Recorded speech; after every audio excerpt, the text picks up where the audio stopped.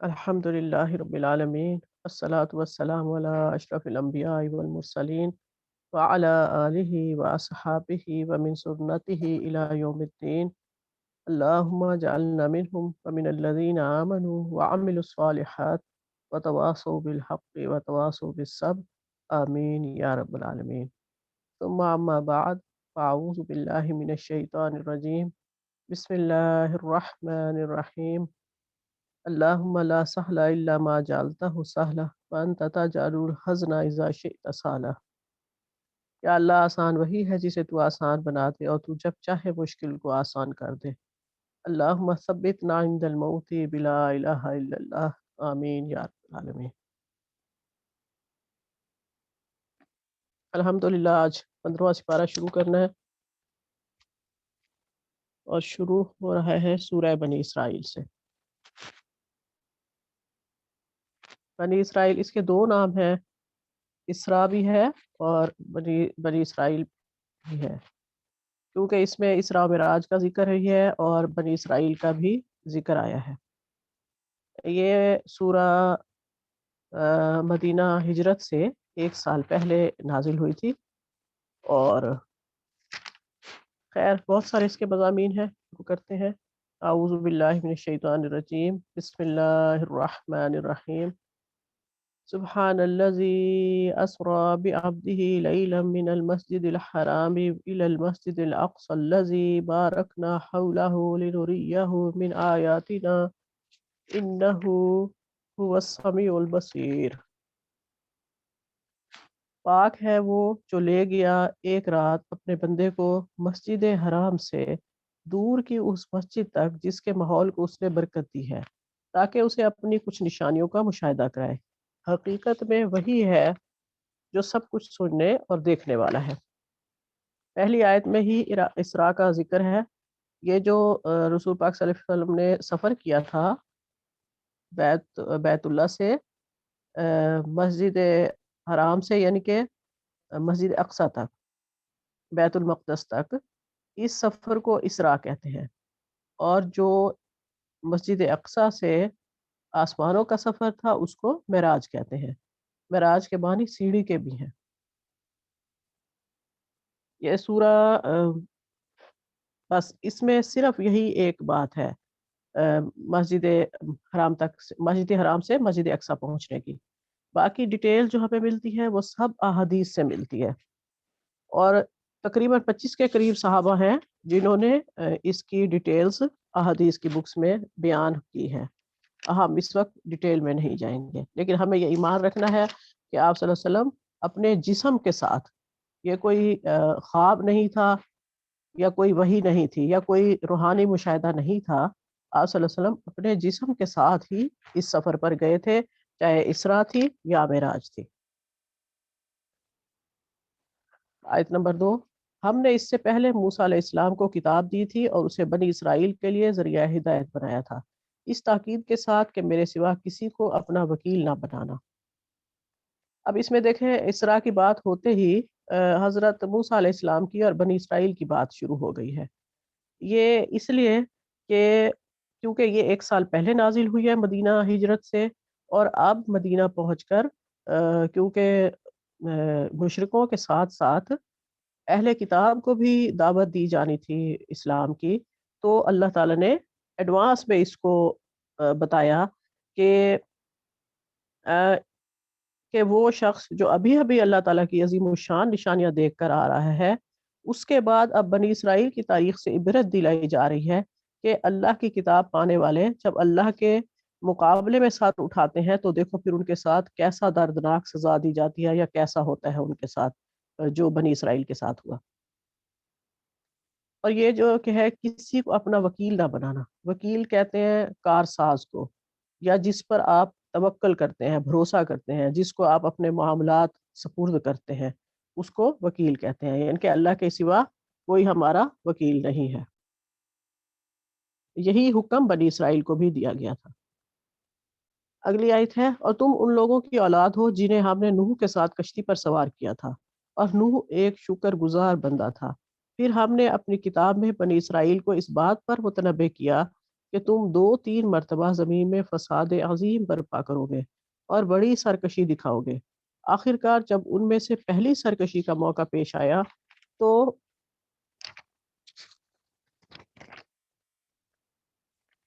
بنی اسرائیل، ہم نے تمہارے مقابلے پر اپنے ایسے بندے اٹھائے جو نہایت زور آور تھے، اور وہ تمہارے ملک میں گھس کر ہر طرف پھیل گئے۔ یہ ایک وعدہ تھا جسے پورا ہو کر ہی رہنا تھا۔ اب یہ کہ نوح علیہ السلام کی اولاد میں سے تم ہو، کیونکہ نوح علیہ السلام نے جتنے لوگوں کو کشتی پر سوار کیا تھا اس وقت دنیا میں صرف وہی لوگ بچے تھے، باقی سب ختم کر دیا تھا اللہ تعالیٰ نے۔ یہ نوح علیہ السلام کو آدم ثانی بھی کہا جاتا ہے۔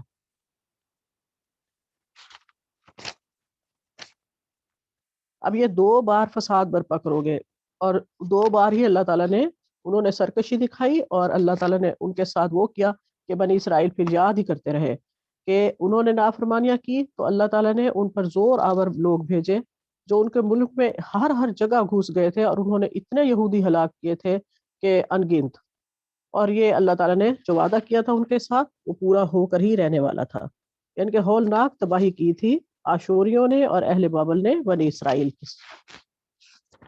اس کی بہت زیادہ ڈیٹیل ہے، اگر کوئی پڑھنا چاہتا ہے تو پڑھ لے کہ کس کس طرح یہودیوں نے نافرمانیاں کی اور کیسے اللہ تعالیٰ نے ان پر عذاب بھیجے۔ یہ جو 2 بار وہ دنیا میں کچلے گئے، مارے گئے، اور ایک تو خیر ہمیں بھی پتہ ہے، یہ جو ہٹلر نے ان کے ساتھ کیا تھا۔ اگلی آیت ہے 6، ان پر غلبے کا موقع دے دیا اور تمہیں مال اور اولاد سے مدد دی اور تمہاری تعداد پہلے سے بڑھا دی۔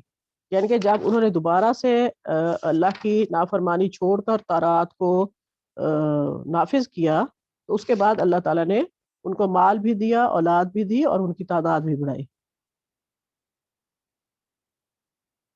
ان احسنتم احسنتم لانفسکم، دیکھو تم نے بھلائی کی تو وہ تمہارے اپنے لیے ہی بھلائی تھی، اور برائی کی تو وہ تمہاری اپنی ہی ذات کے لیے برائی ثابت ہوئی۔ پھر جب دوسرے وعدے کا وقت آیا تو ہم نے دوسرے دشمنوں کو تم پر مسلط کیا تاکہ وہ تمہارے چہرے بگاڑ دیں اور مسجد یعنی بیت المقدس میں اس طرح گھس جائیں جس طرح پہلے دشمن گھسے تھے، اور جس چیز پر ان کا ہاتھ پڑے اسے تباہ کر کے رکھ دیں۔ یعنی کہ دوسری بار ان کی نافرمانیوں پر دوسری تباہی آئی۔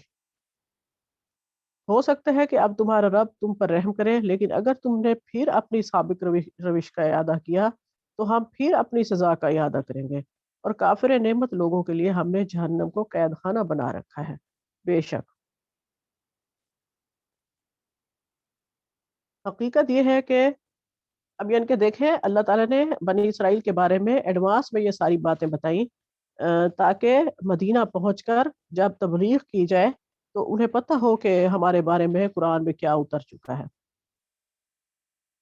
اگلی آیت ہے آیت نمبر 9، حقیقت یہ ہے کہ یہ قرآن وہ راہ دکھاتا ہے جو بالکل سیدھی ہے، جو لوگ اسے مان کر بھلے کام کرنے لگے انہیں یہ بشارت دیتا ہے کہ ان کے لیے بڑا اجر ہے، اور جو لوگ آخرت کو نہ مانے انہیں یہ خبر دیتا ہے کہ ان کے لیے ہم نے دردناک عذاب مہیا کر رکھا ہے۔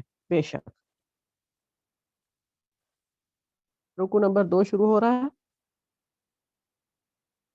وَيَدْعُ الْإِنسَانُ، انسان شر اس طرح مانگتا ہے جس طرح خیر مانگنی چاہیے۔ انسان بڑا ہی جلد باز واقع ہوا ہے۔ یہاں 2 مطلب ہو سکتے ہیں اس کے کہ انسان جلد باز واقع ہوا ہے۔ ایک یہ کہ یہ جو کفار مکہ کی احمقانہ باتیں تھیں کہ وہ رسول پاک صلی اللہ علیہ وسلم سے بار بار کہتے تھے کہ جس عذاب سے تم ہمیں ڈراتے ہو وہ آتا کیوں نہیں ہے، یعنی کہ وہ خیر مانگنے کی بجائے اتنے بے وقوف ہیں انسان کے شر مانگتے ہیں، جبکہ انہیں اس بات کا اندازہ نہیں ہے کہ خدا کا عذاب جب آتا ہے کسی قوم پر تو اس کا کیا حال ہوتا ہے۔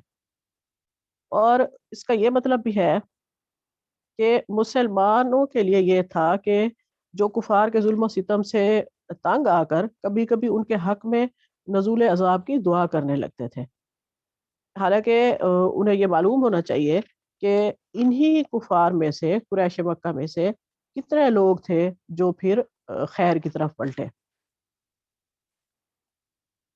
دیکھو ہم نے دن اور رات کو 2 نشانیاں بنائے ہیں، رات کی نشانی کو ہم نے بے نور بنایا ہے اور دن کی نشانی کو روشن کر دیا تاکہ تم اپنے رب کا فضل تلاش کر سکو اور وہ ماہ و سال کا حساب معلوم کر سکو۔ اسی طرح ہم نے ہر چیز کو الگ الگ ممیز کر کے رکھا ہے. یہاں دن اور رات کی نشانی سے مراد اپوزٹ چیزیں بھی ہو سکتی ہیں، یعنی کہ اختلافات جو ہیں دنیا میں، ان کی وجہ سے دنیا میں رنگینی بھی ہے. اور یہ جو دن اور رات کے اختلافات ہیں اس میں عظیم مصلحتیں بھی ہیں. اگر دن اور رات دونوں چیزیں نہ ہوتی تو یہ دنیا قائم ہی نہیں رہ سکتی تھی. اور دن اور رات سے مراد ہدایت کی روشنی اور ضلالت کی تاریکی بھی ہو سکتی ہے. جس طرح رات کی تاریکی کا دور آتا ہے، اس کے بعد روشنی کا دور آتا ہے. اسی طرح یعنی کہ جیسے تاریکی کا پیچھا کرتا ہے سورج اور پھر روشن دن نمودار ہوتا ہے. اس سے یہ دونوں باتیں مراد ہو سکتی ہیں دن اور رات کی نشانیوں سے. اور حساب معلوم کرتے ہیں، یعنی کہ وقت کا حساب. اس وقت گھڑیاں تو نہیں ہوتی تھی، وہ سایوں سے اور رات کو ستاروں سے، ان چیزوں سے وقت کا اندازہ کرتے تھے اور سمت کا اندازہ کرتے تھے. اگلی آیت ہے 13. ہر انسان کا شگون ہم نے اس کے اپنے گلے میں لٹکا رکھا ہے، اور قیامت کے روز ہم ایک نوشتہ اس کے لیے نکالیں گے جسے وہ کھلی کتاب کی طرف پائے گا. پڑھ اپنا نامہ اعمال، آج اپنا حساب لگانے کے لیے تو خود. یعنی کہ ہر انسان کی نیک بختی اور بد بختی جو ہے، یا اس کے اعمال کے انجام کی بھلائی یا برائی جو ہے، اس کے اسباب وہ خود اس کے اپنے گلے میں، اس کی ذات میں موجود ہوتے ہیں. اور یہ پتہ نہیں اس دن اللہ تعالیٰ، آج کل کے دور میں تو کوئی وہ کرنا شک کی بات ہی نہیں ہے. چھوٹی سی چپ میں ہم دیکھتے ہیں کہ پوری پوری دنیا کی چیزیں اس میں نظر آتی ہیں جب بھی کھولو. تو اسی طرح اللہ کے پاس بھی کوئی شاید ماسٹر کمپیوٹر ہو یا کوئی اس طرح کی چیز ہو کہ ہر انسان کا نام اعمال، اس کو پوری زندگی کی ویڈیو دکھائی جائے کہ ہم کیا کرتے رہے. یہ سوچ کے کبھی کبھی پریشانی بھی بہت لگتی ہے. یا اللہ، بس اس دنیا میں تم نے پردہ رکھا ہے، وہاں بھی ہمارا پردہ رکھتا. تو ستار ہے، تو ستیر ہے، ہماری یہاں پردہ رکھا، وہاں بھی ہمارا پردہ رکھنا. ہماری جو دنیا میں ہم کام کیے ہیں، یہ کسی انسان کو نہ دکھانا، بس خود بھی معاف کر دینا اور وہاں ہمارا پردہ رکھنا. اس طرح کی دعا ضرور کیا کرے.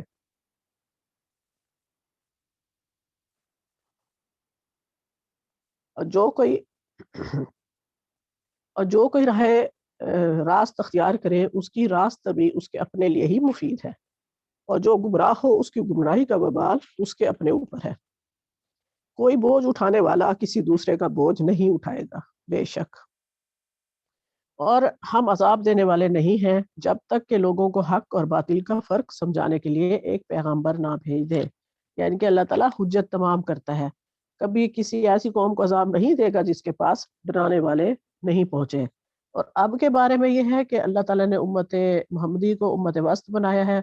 اب یہ ہماری ذمہ داری ہے کہ ہم سے سوال ہوگا اس بات کا کہ آپ نے کتنا اپنا یہ فرض ادا کیا ہے امت وسط ہونے کا. اپنے اپنی حیثیت کے، طاقت کے حساب سے حصہ ڈالا کریں اس میں. آیت نمبر 16. جب ہم کسی بستی کو ہلاک کرنے کا ارادہ کرتے ہیں تو اس کے خوشحال لوگوں کو حکم دیتے ہیں اور وہ اس میں نافرمانیاں کرنے لگتے ہیں، تب عذاب کا فیصلہ اس بستی پر چپساں ہو جاتا ہے اور ہم اسے برباد کر کے رکھ دیتے ہیں. اس کا یہ مطلب ہرگز نہیں ہے کہ اللہ تعالیٰ زبردستی خوشحال لوگوں کو یہ حکم دے دیتا ہے کہ تم نافرمانیاں کرنے لگ جاؤ تاکہ میں اس بستی کو تباہ کروں. ایسا نہیں ہے. اس کا مطلب یہ ہے کہ جب کسی قوم کی شامت آنے والی ہوتی ہے تو اس کے جو صاحب اقتدار لوگ ہیں وہ فسق و فجور پر اتر آتے ہیں، ظلم کرتے ہیں، بدکاریاں کرتے ہیں، اور ان کا یہ جو فتنہ ہوتا ہے آخر پوری قوم کو لے ڈوبتا ہے، کیونکہ ان کو کوئی روک نہیں رہا ہوتا ان کی اس طرح کی برائیوں پر.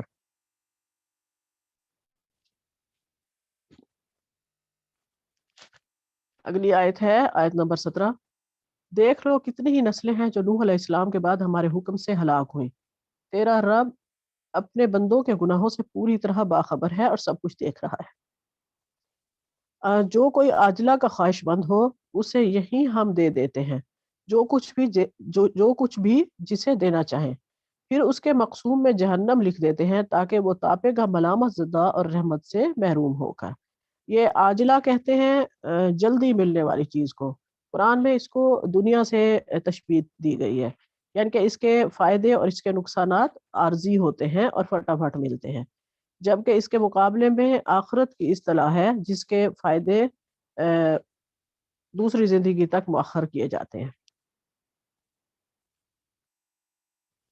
اور جو آخرت کا خواہش مند ہو اس کے لیے صحیح کرے، یعنی کہ آخرت کی کوشش کرے حاصل کرنے کی، جیسی کہ اس کے لیے صحیح کرنی چاہیے۔ اب اس بات کو آپ نے نوٹ کرنا ہے کہ کیا ہم واقعی آخرت کے لیے ویسی صحیح کر رہے ہیں، اس کو بیسٹ بنانے کے لیے جیسی کرنے کا حق ہے، یا پھر بس صرف اوپر اوپر سے ہی مسلمان ہے یا مومن ہے۔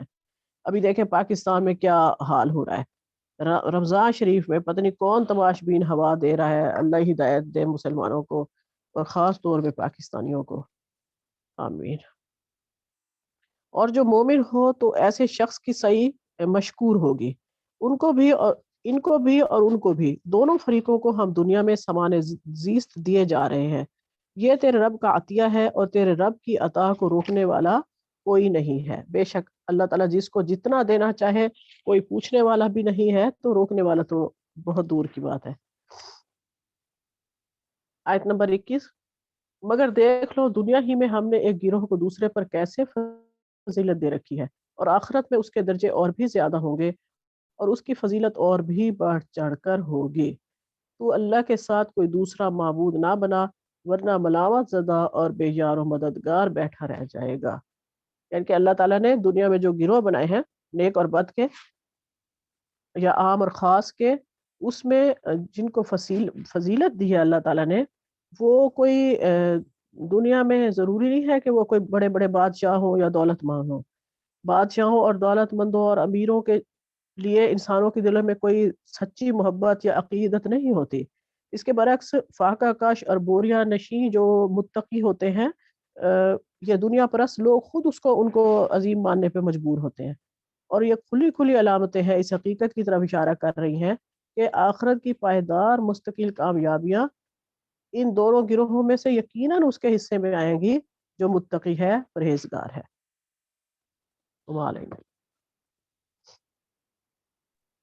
عالیہ جی، آیت نمبر 23، وَقَضَى رَبُّكَ أَلَّا تَعْبُدُوا إِلَّا إِيَّاهُ وَبِالْوَالِدَيْنِ إِحْسَانًا إِمَّا يَبْلُغَنَّ عِندَكَ الْكِبَرَ أَحَدُهُمَا أَوْ كِلَاهُمَا فَلَا تَقُل لَّهُمَا أُفٍّ وَلَا تَنْهَرْهُمَا وَقُل لَّهُمَا قَوْلًا كَرِيمًا۔ اور تیرا پروردگار صاف صاف حکم دے چکا ہے کہ تم اس کے سوا کسی اور کی عبادت نہ کرنا، اور ماں باپ کے ساتھ احسان کرنا۔ اگر تیری موجودگی میں ان میں سے ایک یا یہ دونوں بڑھاپے کو پہنچ جائیں تو ان کے آگے اف تک نہ کہنا، نہ انہیں ڈانٹ ڈپٹ کرنا، بلکہ ان کے ساتھ ادب اور احترام سے بات چیت کرنا۔ والدین کی جو ہے وہ اہمیت اس آیت میں اللہ تعالیٰ بتا رہے ہیں کہ ان کے ساتھ جو ہے وہ حسن سلوک کیا جائے، اور عاجزی اور محبت کے ساتھ ان کے سامنے تواضع کا بازو پست رکھے رکھنا، اور دعا کرتے رہنا کہ اے میرے پروردگار ان پر ویسا ہی رحم کر جیسا انہوں نے میرے بچپن میں میری پرورش کی ہے۔ آیت نمبر 25، جو کچھ تمہارے دلوں میں ہے اسے تمہارا رب بخوبی جانتا ہے، اگر تم نیک ہو تو وہ تو رجوع کرنے والوں کو بخشنے والا ہے۔ اور رشتہ داروں کا اور مسکینوں اور مسافروں کا حق ادا کرتے رہو، اور اسراف اور بے جا خرچ سے بچو۔ اس آیت میں ہمیں غریب رشتہ داروں، مساکین اور ضرورت مندوں اور مسافروں کی امداد کر کے ان پر احسان نہ جتانے کا حکم دیا گیا ہے، بلکہ یہ ان کا حق ہوتا ہے جو اللہ تعالیٰ جو معاشرے کے امیر لوگ ہوتے ہیں یا صاحب حیثیت لوگ ہوتے ہیں ان میں ان کا حق رکھتا ہے اللہ تعالیٰ، اور اسراف سے اور بے جا خرچ سے بچنے کی تلقین کی گئی ہے۔ بے جا خرچ کرنے والے شیطانوں کے بھائی ہیں، اور شیطان اپنے پروردگار کا بڑا ہی ناشکرا ہے۔ آیت نمبر 28، اگر تجھے ان سے منہ پھیر لینا پڑے اپنے رب کی اس رحمت کی جستجو میں جس کی تو امید رکھتا ہے تو بھی تجھے چاہیے کہ عمدگی اور نرمی سے انہیں سمجھا دے۔ یعنی کہ اگر کسی بندے کی اتنی مالی استطاعت نہیں ہے، یا اس کا رزق جو ہے وہ اتنا زیادہ کشادہ نہیں ہے اور اس کے غریب رشتہ دار بھی ہیں، مسکین اور ضرورت مند ہیں جن سے اس کو معذرت کرنی پڑے، تو وہ بھی بڑے ہی عمدگی سے اور شائستگی کے ساتھ پیار اور محبت کے لہجے میں جو ہے وہ ان سے معذرت کرے۔ آیت نمبر 29، اپنا ہاتھ اپنی گردن سے بندھا ہوا نہ رکھ اور نہ اسے بالکل ہی کھول دے کہ پھر ملامت کیا ہوا درماندہ بیٹھ جائے۔ یعنی کہ دونوں چیزوں سے منع کیا گیا ہے، بخل بھی نہیں کرنا اور فضول خرچی بھی نہیں کرنی۔ یہ نہ ہو کہ بعد میں جو ہے وہ بے درے خرچ کرنے کی وجہ سے یا بہت زیادہ بخل کرنے کی وجہ سے انسان خود ہی اس کا نقصان اٹھائے۔ آیت نمبر 30، یقیناً تیرا رب جس کے لیے چاہے روزی کشادہ کر دیتا ہے اور جس کے لیے چاہے تنگ، یقیناً وہ اپنے بندوں سے باخبر اور خوب دیکھنے والا ہے۔ اور مفلسی کے خوف سے اپنی اولاد کو نہ مار ڈالو، ان کو اور تم کو ہم ہی روزی دیتے ہیں، یقیناً ان کا قتل کرنا کبیرہ گناہ ہے۔ حدیث میں آتا ہے کہ نبی صلی اللہ علیہ وآلہ وسلم نے شرک کے بعد جس گناہ کو سب سے بڑا قرار دیا وہ یہی ہے کہ تو اپنی اولاد کو اس ڈر سے قتل کر دے کہ وہ تیرے ساتھ کھائے گی۔ آج کل قتل اولاد کا گناہ عظیم نہایت معظم طریقے سے اور خاندانی منصوبہ بندی کے حسین عنوان سے پوری دنیا میں کیا جا رہا ہے، تو اس کو جو ہے وہ اس سے ہمیں بچنا چاہیے۔ اللہ تعالیٰ کی توفیق عطا فرمائے۔ آیت نمبر 32، خبردار زنا کے قریب بھی نہ پھٹکنا کیونکہ وہ بڑی بے حیائی ہے اور بہت ہی بری راہ ہے، اور کسی جان کو جس کا مارنا اللہ نے حرام کر دیا ہے ہرگز نہ حق قتل نہ کرنا، اور جو شخص مظلوم ہونے کی صورت میں مار ڈالا جائے ہم نے اس کے وارث کو طاقت دے رکھی ہے، بس اسے چاہیے کہ مار ڈالنے میں زیادتی نہ کرے، بے شک وہ مدد کیا گیا ہے۔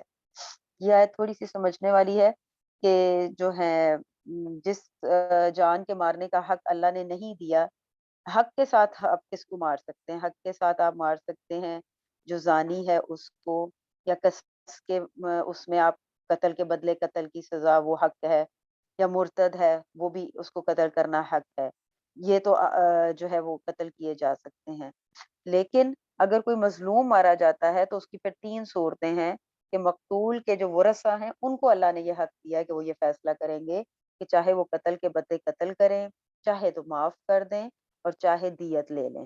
تو یہ جج فیصلہ نہیں کرے گا بلکہ یہ مقتول کے ورثہ فیصلہ کریں گے، اور اس میں جو گورنمنٹ ہے اس وقت کی وہ مقتول کے ورثہ کا ساتھ دے گی۔ اور لیکن اس میں ساتھ ساتھ اللہ تعالیٰ نے یہ بھی فرما دیا کہ اس میں تم زیادتی نہ کرنا کہ اگر انہوں نے تمہارا ایک مارا ہے تو تم اس کے بدلے ان کے 3 4 مار دو، نہیں، کہ اس میں بھی اللہ تعالیٰ نے صلہ رحمی کا سبق دیا ہے۔ آیت نمبر 34، اور یتیم کے مال کے قریب بھی نہ جاؤ بجز اس طریقے کے جو بہت ہی بہتر ہو، یہاں تک کہ وہ اپنی بلوغت کو پہنچ جائے، اور وعدے پورے کرو کیونکہ قول و قرار کی باز پرس ہونے والی ہے۔ یعنی کہ یتیم کے مال کو ناجائز کھانے سے منع کیا گیا ہے، اور اگر اس کو استعمال کرنا بھی پڑ جائے کہ یتیم بچہ بہت چھوٹا ہے تو اس کو ایسے طریقے سے استعمال کرنا چاہیے جس میں اس کا فائدہ ہو، یہاں تک کہ وہ شعور کی عمر کو پہنچ جائے۔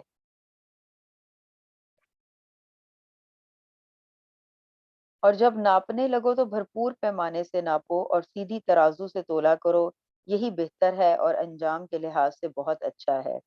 جس بات کی تجھے خبر ہی نہ ہو اس کے پیچھے مت پڑ، کیونکہ کان اور آنکھ اور دل ان میں سے ہر ایک سے پوچھ گچھ کی جانے والی ہے۔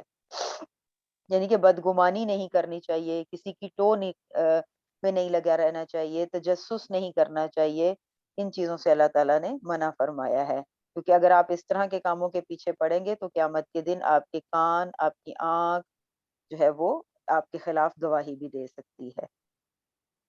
آیت نمبر 37، اور زمین میں اکڑ کر نہ چل کہ نہ تو زمین کو پھاڑ سکتا ہے اور نہ لمبائی میں پہاڑوں کو پہنچ سکتا ہے۔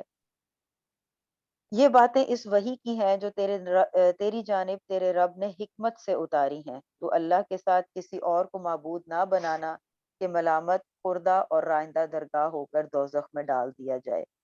کیا بیٹیوں کے لیے تو اللہ نے تمہیں چھانٹ لیا اور خود اپنے لیے فرشتوں کو لڑکیاں بنا لیں؟ بے شک بہت ہی بڑا بول ہے جو تم بول رہے ہو۔ ان آیات میں اللہ تعالیٰ نے اترا کر اکڑ کر چلنا یا تکبر اور فخر کے ساتھ چلنا جو ہے اس کو اللہ تعالیٰ نے سخت ناپسند فرمایا ہے، اور اللہ تعالیٰ نے یہی بات فرمائی ہے کہ یہ آیتیں حکمت کے ساتھ اتاری گئی ہیں کہ اللہ کے ساتھ کسی کو شریک نہ ٹھہرایا جائے، ورنہ اس کا آخری ٹھکانہ دوزخ ہوگا۔ اور یہ مشرکین مکہ جو تھے وہ یہ بات کیا کرتے تھے کہ جو ہے وہ فرشتے جو ہیں وہ اللہ کی بیٹیاں ہیں، تو اللہ ایک یعنی کہ بات کر رہے ہیں کہ یہ بہت ہی بڑا قول ہے، یہ بہت ہی بری بات ہے جو وہ اپنے منہ سے نکالتے ہیں۔ صدق اللہ العظیم۔ رکوع نمبر 5 آیت نمبر 41۔ وَلَقَدْ صَرَّفْنَا فِي هَذَا الْقُرْآنِ لِيَذَّكَّرُوا وَمَا يَزِيدُهُمْ إِلَّا نُفُورًا۔ ہم نے اس قرآن میں طرح طرح سے لوگوں کو سمجھایا کہ ہوش میں آئیں، مگر وہ حق سے اور زیادہ دور ہی بھاگے جا رہی ہیں۔ اے محمد صلی اللہ علیہ وآلہ وسلم، ان سے کہو کہ اللہ کے ساتھ دوسرے خدا بھی ہوتے جیسے کہ یہ لوگ کہتے ہیں تو وہ مالک عرش کے مقام پر پہنچنے کی ضرور کوشش کرتے، یعنی کہ وہ خود مالک عرش بننے کی کوشش کرتے، اس کا یہ مطلب ہے۔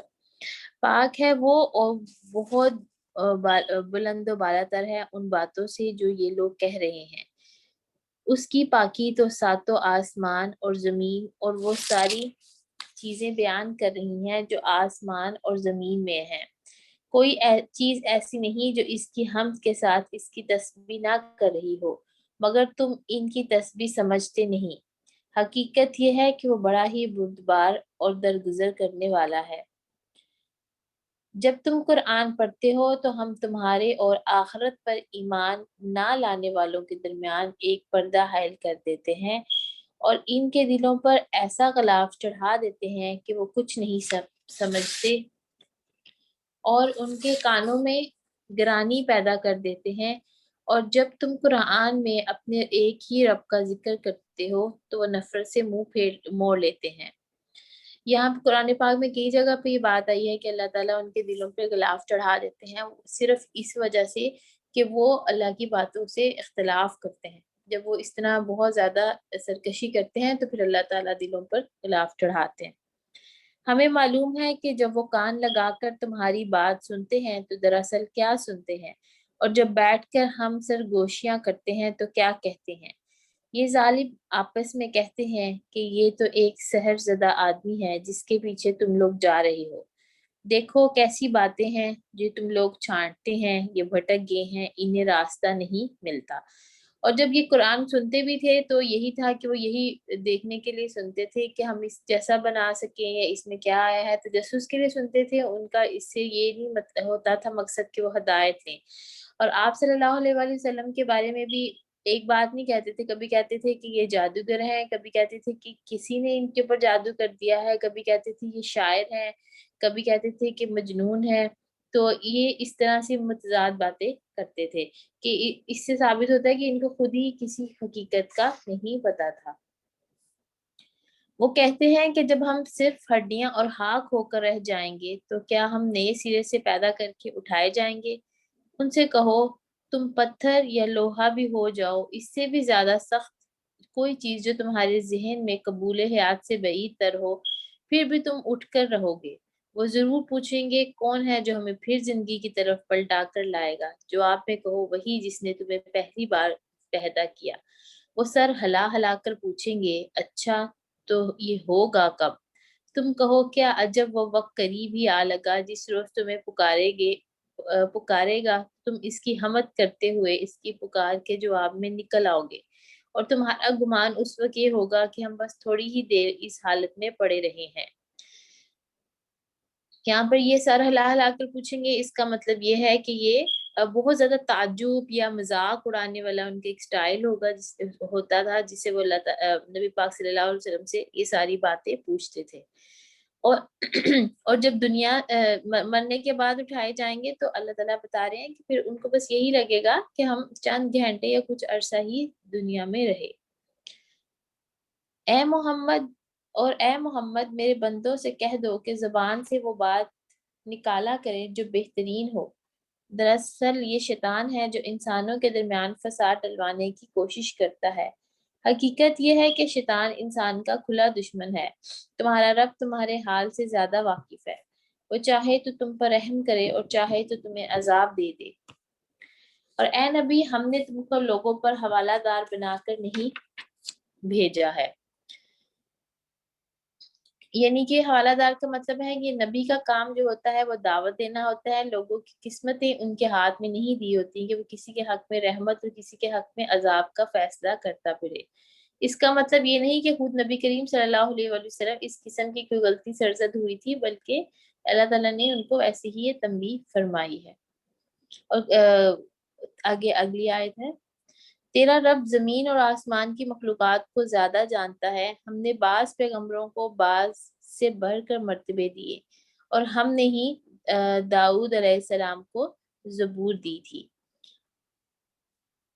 یہاں داؤد علیہ السلام کا زبور دینے کا ذکر اس وجہ سے کیا گیا ہے کہ داؤد علیہ السلام بادشاہ تھے اور بادشاہ بالعموم خدا سے زیادہ دور ہوا کرتے تھے، تو ادھر اللہ تعالیٰ نے بتایا کہ انہوں نے ان کو بھی کتاب دی تھی۔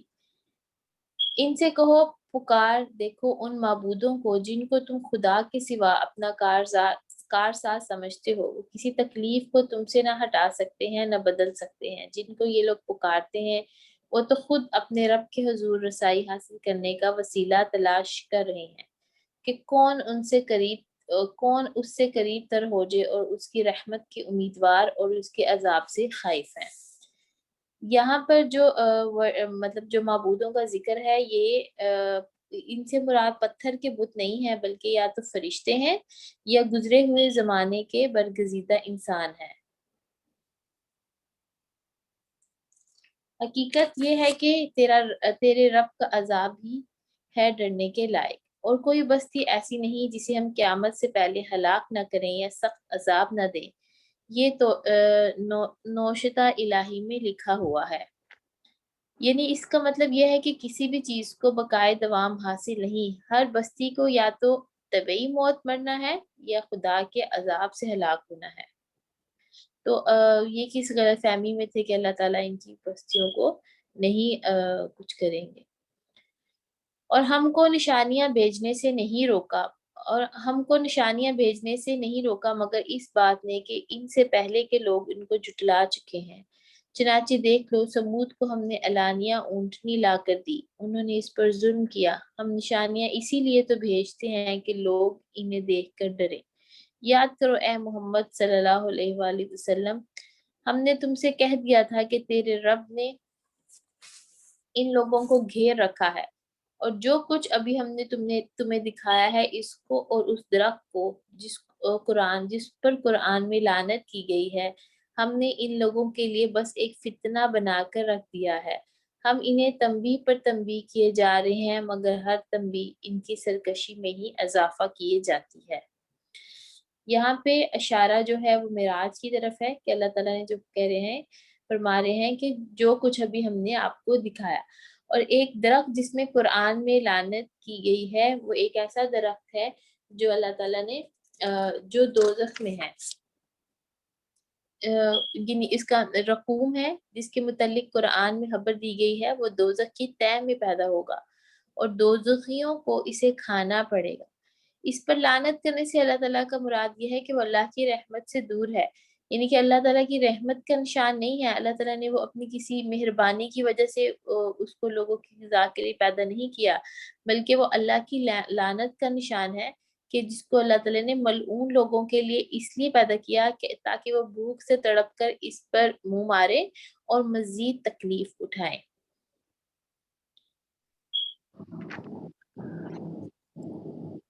صدق اللہ العظیم۔ اعوذ باللہ من الشیطان الرجیم۔ رکو نمبر 6۔ اور یاد کرو جب کہ ہم نے ملائکہ سے کہا کہ آدم کو سجدہ کرو تو سب نے سجدہ کیا مگر ابلیس نے نہ کیا۔ اس نے کہا کیا میں اس کو سجدہ کروں جسے تو نے مٹی سے بنایا ہے؟ پھر وہ بولا دیکھ تو صحیح، کیا یہ اس قابل تھا کہ تو نے اسے مجھ پر فضیلت دی؟ اگر تو مجھے قیامت کے دن تک مہلت دے تو میں اس کی پوری نسل کے بے کنی کر ڈالوں، بس تھوڑے ہی لوگ مجھ سے بچ سکیں گے۔ اللہ تعالیٰ نے فرمایا اچھا تو جا، ان سے جو بھی تیری پیروی کریں تجھ سمیت ان سب کے لیے جہنم ہی بھرپور جزا ہے۔ تو جس کو اپنی دعوت سے پھسلا سکتا ہے پھسلا لے، ان پر اپنے سوار اور پیادے چڑھا لا، مال اور اولاد میں ان کے ساتھ ساجھا لگا اور ان کو وعدوں کے جال میں پھانس، اور شیطان کے وعدے ایک دھوکے کے سوا کچھ بھی نہیں۔ یقیناً میرے بندوں پر تجھے کوئی اقتدار حاصل نہ ہوگا، اور توکل کے لیے تیرا رب کافی ہے۔ تمہارا حقیقی رب تو وہ ہے جو سمندر میں تمہیں کشتی چلاتا ہے تاکہ تم اس کا فضل تلاش کرو۔ حقیقت یہ ہے کہ وہ تمہارے حال پر نہایت مہربان ہے۔ جب سمندر میں تم پر مصیبت آتی ہے تو اس کے سوا دوسرے جن جن کو تم پکارتے ہو سب گم ہو جاتے ہیں، مگر جب وہ تم کو بچا کر خشکی پر پہنچا دیتا ہے تو تم اس سے منہ موڑ جاتے ہو۔ انسان واقعی بڑا ناشکرا ہے۔ اچھا، تو کیا تم اس بات سے بالکل بے خوف ہو کہ خدا کبھی خشکی پر ہی تم کو زمین میں دھسا دے، یا تم پر پتھراؤ کرنے والی آندھی بھیج دے اور تم اس سے بچانے والے کوئی حمایتی نہ پاؤ؟ اور کیا تمہیں اس کا کوئی اندیشہ نہیں کہ خدا پھر کسی وقت سمندر میں تم کو لے جائے اور تمہاری ناشکری کے بدلے تم پر سخت طوفانی ہوا بھیج کر تمہیں غرق کر دے، اور تم کو ایسا کوئی نہ ملے جو اس سے تمہارے اس انجام کی پوچھ گچھ کر سکے؟ یہ تو ہماری عنایت ہے کہ ہم نے بنی آدم کو بزرگی دی اور انہیں خشکی اور تری میں سواریاں عطا کی، اور ان کو پاکیزہ چیزوں سے رزق دیا، اور بہت سی مخلوقات پر نمایاں فوقیت بخشی۔ پھر خیال کرو اس دن کا جب ہم ہر انسانی گروہ کو اس کے پیشوا کے ساتھ بلائیں گے۔ اس وقت جب جن لوگوں کو ان کا نامہ اعمال سیدھے ہاتھ میں دیا گیا وہ اپنا کارنامہ پڑھیں گے، اور ان پر ذرہ برابر بھی ظلم نہ ہوگا۔ جو اس دنیا میں اندھا بن کر رہا وہ آخرت میں بھی اندھا ہی رہے گا، بلکہ راستہ پانے میں اندھے سے بھی زیادہ ناکام۔ اے محمد صلی اللہ علیہ وآلہ وسلم، ان لوگوں نے اس کوشش میں کوئی کسر اٹھا نہیں رکھی کہ تمہیں فتنے میں ڈال کر اس وحی سے پھیر دے جو ہم نے تمہاری طرف بھیجی ہے، تاکہ تم ہمارے نام پر اپنی طرف سے کوئی بات گھڑ لو۔ اگر تم ایسا کرتے تو وہ ضرور تمہیں اپنا دوست بنا لیتے، اور بعید نہ تھا کہ اگر ہم تمہیں مضبوط نہ رکھتے تو تم ان کی طرف کچھ نہ کچھ جھک جاتے۔ لیکن اگر تم ایسا کرتے تو ہم تمہیں دنیا میں بھی اور دوہرے عذاب کا مزہ چکھاتے، اور آخرت میں بھی دوہرے عذاب کا مزہ۔ پھر ہمارے مقابلے میں تم کوئی مددگار نہ پاتے، اور یہ لوگ اس بات پر بھی تلے رہے کہ اس سرزمین سے تمہارے قدم اس سرزمین سے اکھاڑ دیں اور تمہیں یہاں سے نکال باہر کھڑا کریں۔ لیکن اگر یہ ایسا کریں گے تو یہ تمہارے بعد خود کچھ دیر یہاں نہ ٹھہر سکیں گے۔ یہ ہمارا مستقل طریقہ کار ہے جو ان سب رسولوں کے معاملے میں ہم نے برتا جنہیں تم سے پہلے ہم نے بھیجا تھا، اور ہمارے طریقہ کار میں تم کوئی تغیر نہ پاؤ گے۔ نماز قائم کرو اور زوال آفتاب سے لے کر رات کے اندھیرے تک فجر کے قرآن کا بھی التزام کرو، اور کیونکہ قرآن فجر مشہود ہوتا ہے۔ قرآن فجر کا مشہود ہونے کا مطلب یہ ہے کہ خدا کے فرشتے اس کے گواہ بنتے ہیں، جیسا کہ حدیث میں بیان کیا گیا ہے۔ اس کا مطلب صاف یہ ہے کہ اسے خاص اہمیت حاصل ہے۔ اسی وجہ سے نبی کریم صلی اللہ علیہ وآلہ وسلم نے فجر کی نماز میں طویل قرات کرنے کا طریقہ اختیار فرمایا، اور اس کی پیروی صحابہ کرام نے کی، اور بعد کے ائمہ نے اسے مستحب قرار دیا۔ اس آیت میں منجملاً یہ بتایا گیا ہے کہ 5 وقت نماز جو معراج کے موقع پر فرض کی گئی تھی اس کے اوقات کی تنظیم کس طرح کی جائے۔ حکم ہوا ایک نماز طلوع آفتاب سے پہلے پڑھ لی جائے اور باقی 4 نمازیں زوال آفتاب کے بعد ظلمت شب تک پڑھی جائیں۔ پھر اس حکم کی تشریح کے لیے جبرائیل علیہ السلام بھیجے گئے جنہوں نے نماز کے ٹھیک ٹھیک اوقات نبی کریم صلی اللہ علیہ وسلم کو بتائے۔ چنانچہ ابو داؤد اور ترمذی میں بھی ابن عباس کی روایت ہے کہ نبی کریم صلی اللہ علیہ وآلہ وسلم نے فرمایا، جبرائیل نے مجھے 2 مرتبہ بیت اللہ کے قریب نماز پڑھائی۔ پہلے دن ظہر کی نماز ایسے وقت پڑھائی جب سورج ڈھلنے والا تھا اور سایہ ایک جوتی کے تسمے سے زیادہ دراز نہ تھا۔ پھر عصر کی نماز ایسے پڑھائی جبکہ ہر چیز کا سایہ اپنے قد کے برابر تھا۔ پھر مغرب کی نماز ٹھیک اس وقت پڑھائی جبکہ روزہ دار روزہ افطار کرتا ہے۔ پھر عشاء کی نماز شفق غائب ہوتے ہی پڑھا دی، اور فجر کی نماز اس وقت پڑھائی جبکہ روزہ دار پر کھانا پینا حرام ہو جاتا ہے۔ یعنی یہاں پہ 7 نمازوں کی ٹائمنگ ان کو بتا دی گئی تھی۔ قرآن مجید میں خود بھی نماز کے پابند 5 وقت کے طریقے مختلف مواقع پہ بتا دیے گئے۔ ترجمہ: اور رات کو تہجد پڑھو، اور یہ تمہارے لیے نفل ہے، بعید نہیں کہ تمہارا رب تمہیں مقام محمود پر فائز کر دے۔ اور دعا کرو، پروردگار مجھ کو جہاں بھی تو لے جا سچائی کے ساتھ لے جا، اور جہاں سے بھی نکال سچائی کے ساتھ نکال،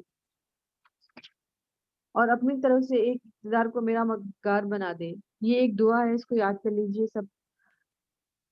ترجمہ آگے، آیت نمبر 81۔ اور اعلان کر دو کہ حق آ گیا اور باطل مٹ گیا، باطل تو مٹنے والا ہی ہے۔ ہم اس قرآن کے سلسلہ تنزیل میں وہ کچھ نازل کر رہے ہیں جو ماننے والوں کے لیے تو شفا اور رحمت ہے، مگر ظالموں کے لیے خسارے کے سوا کچھ اور کسی چیز میں اضافہ نہیں کرتا انسان کا یہ حال ہے کہ جب ہم اس کو نعمت ادا کرتے ہیں تو وہ اینٹتا ہے اور پیٹھ موڑ لیتا ہے، اور جب ذرا مصیبت سے دوچار ہوتا ہے تو مایوس ہونے لگتا ہے۔ اے نبی کریم صلی اللہ علیہ وآلہ وسلم، ان لوگوں سے کہہ دو کہ ہر ایک اپنے طریقے پر عمل کر رہا ہے اور تمہارا رب ہی بہتر جانتا ہے کہ سیدھی راہ پر کون ہے۔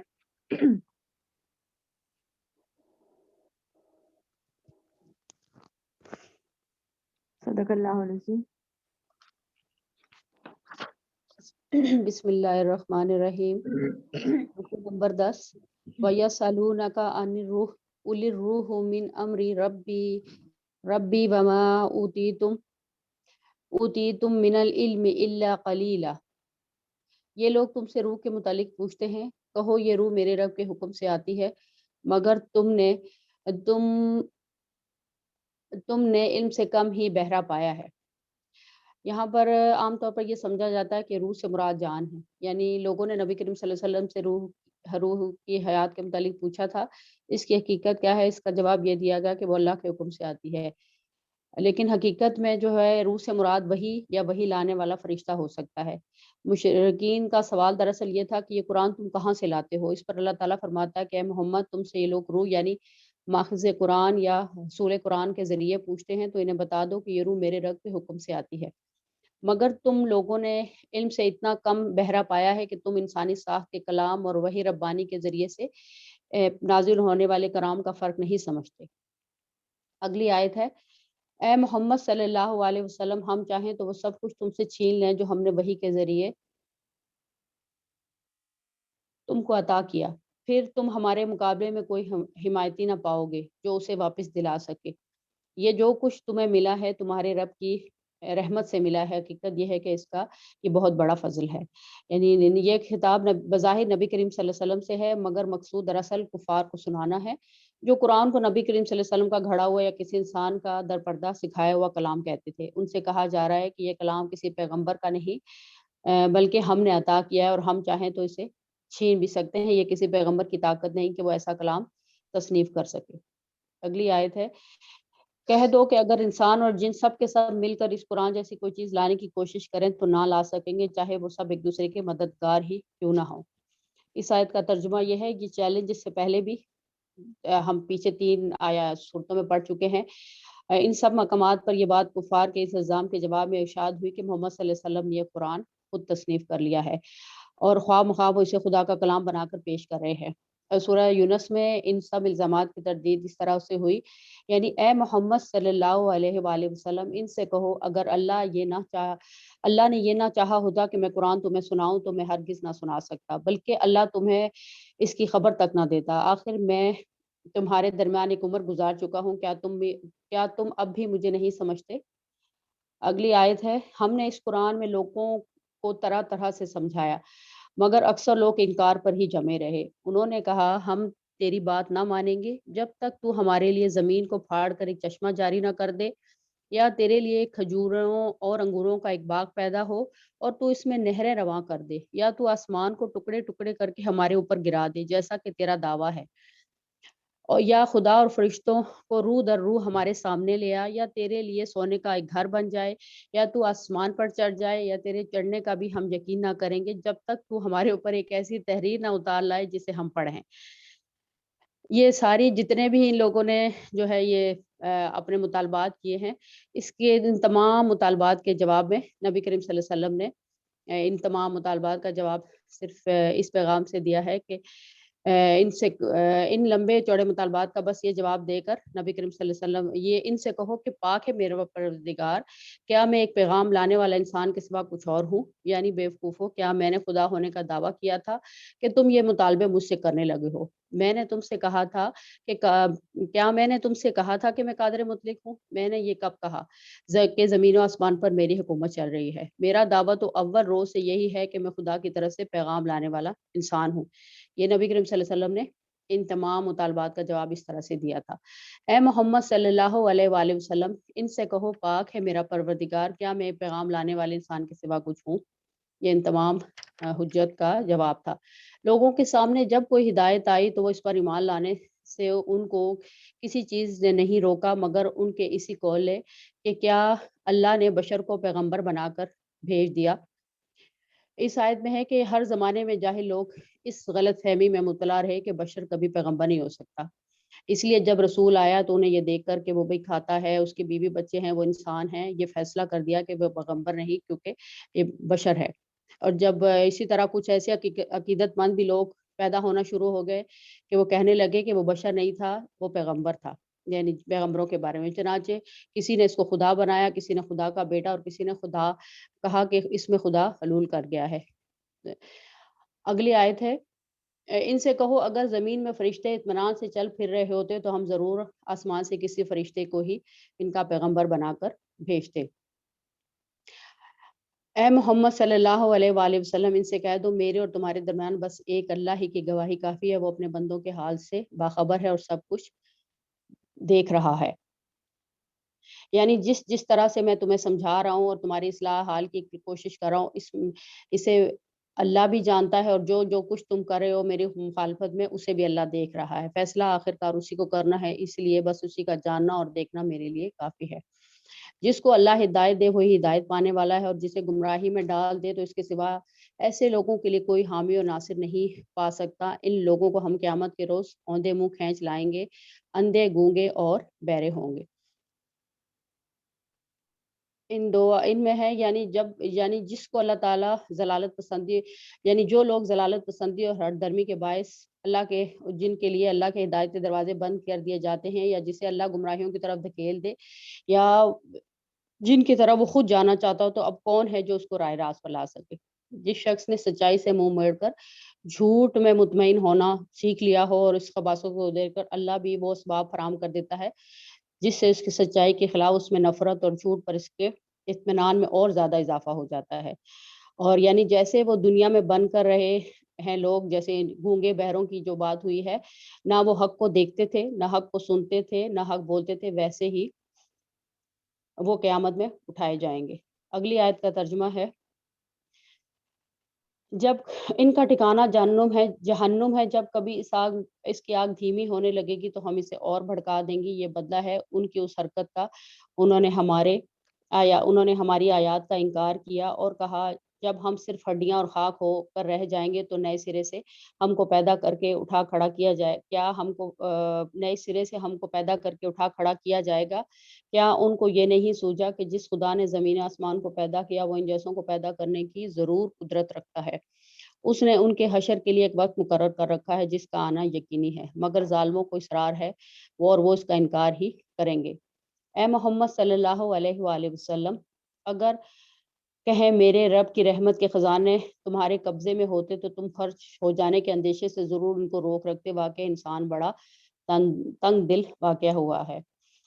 اس آخری آیت کا جو ہے وہ کہ اس کا اشارہ جو ہے اس سے پہلی بھی آیت نمبر 55 میں آ چکا ہے کہ مشرکین مکہ جو نبی کریم صلی اللہ علیہ وسلم نفسیاتی وجوہ سے نبی کریم صلی اللہ علیہ وسلم کی نبوت کا انکار کرتے تھے، ان میں سے ایک وجہ یہ بھی تھی کہ اس طرح انہیں اپنے آپ کا فضل و شرف ماننا پڑتا کہ وہ اپنے کسی ہم چشم کا فضل ماننے کے لیے انسان جو ہے وہ مشکل سے ہی آمادہ ہوا کرتا ہے۔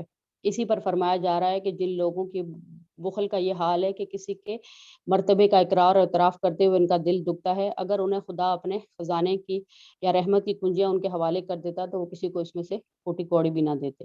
انسان واقعی بہت بخیل واقعہ ہوا ہے۔ صدق اللہ العظیم۔ بے شک۔ نیکسٹ کس کی ہے؟ شمائلہ کی تھی؟ جی شمائلہ کی تھی۔ اوکے میں نے کرنا ہے۔ اعوذ باللہ من الشیطان الرجیم۔ وَلَقَدْ آتَيْنَا مُوسَىٰ 9 آيَاتٍ بَيِّنَاتٍ فَاسْأَلْ بَنِي إِسْرَائِيلَ۔ ہم نے موسیٰ کو 9 نشانیاں عطا کی تھیں جو صریح طور پر دکھائی دے رہی تھیں۔ اب یہ تم خود بنی اسرائیل سے پوچھ لو کہ جب وہ سامنے آئیں تو فرعون نے یہی کہا تھا کہ اے موسیٰ میں سمجھتا ہوں کہ تو ضرور ایک سحر زدہ آدمی ہے۔ موسیٰ نے اس کے جواب میں کہا تو خوب جانتا ہے کہ یہ بصیرت افروز نشانیاں رب السماوات والارض کے سوا کسی نے نازل نہیں کی۔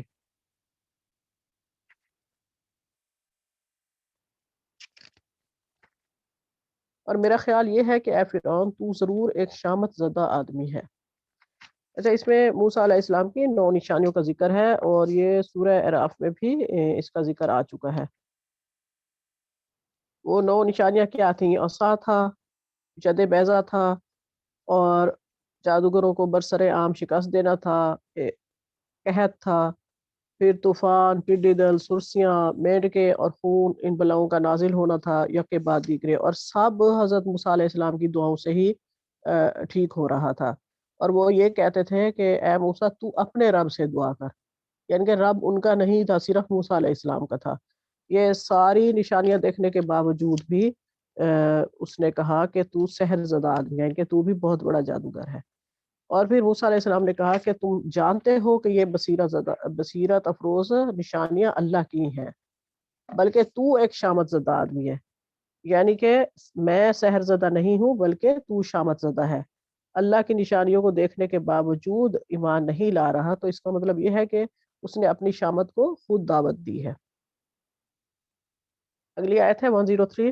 آخرکار فرعون نے ارادہ کیا کہ موسیٰ اور بنی اسرائیل کو زمین سے اکھاڑ پھینکے، مگر ہم نے اس کو اور اس کے ساتھیوں کو اکٹھا غرق کر دیا، اور اس کے بعد بنی اسرائیل سے کہا کہ اب تم زمین میں بسو، پھر جب آخرت کے وعدے کا وقت آن پورا ہوگا تو ہم تم سب کو ایک ساتھ لا حاضر کریں گے۔ اس قرآن کو ہم نے حق کے ساتھ نازل کیا ہے، اور حق کے ساتھ یہ نازل ہوا ہے۔ اے محمد صلی اللہ علیہ وآلہ وسلم، تمہیں ہم نے اس کے سوا اور کسی کام کے لیے نہیں بھیجا کہ جو مان لے اسے بشارت دے دو، اور جو نہ مانے اسے متنبع کر دو، یعنی کہ نبی کا کام یہ ہے۔